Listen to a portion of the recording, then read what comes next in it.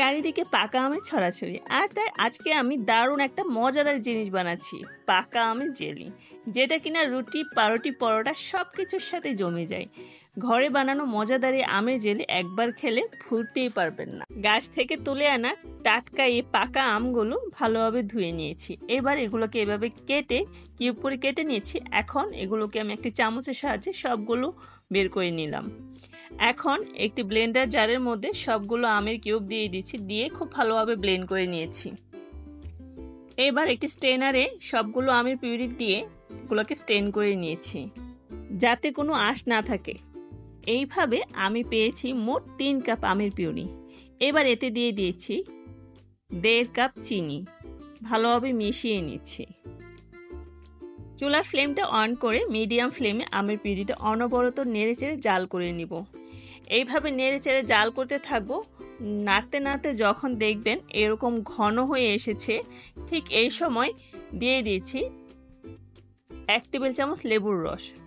এটা জেলিকে ভালো সেট হতে সাহায্য করবে, আর অতিরিক্ত শক্ত হয়ে জমাট বেঁধে যাবে না, নরম থাকবে যেন চামচ দিয়ে উঠাতে পারি। এখন দেখার সময় এসেছে আমার জেলিটা পারফেক্ট হয়েছে কিনা। একটু জেলি একটা ছোট বাটিতে নিয়ে দেখি, একদম পড়ছে না, মানে একেবারে পারফেক্ট কনসিস্টেন্সি।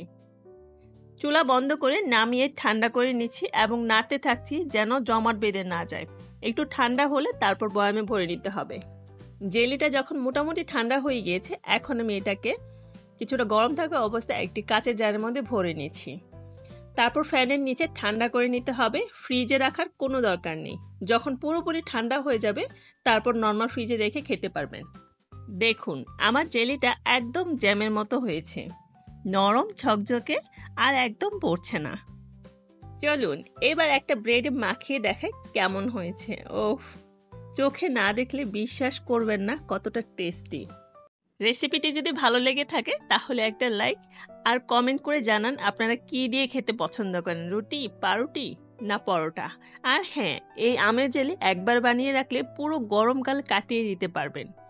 দেখা হবে নেক্সট ভিডিওতে, সেই পর্যন্ত সবাই ভালো থাকবেন। আল্লাহ হাফেজ।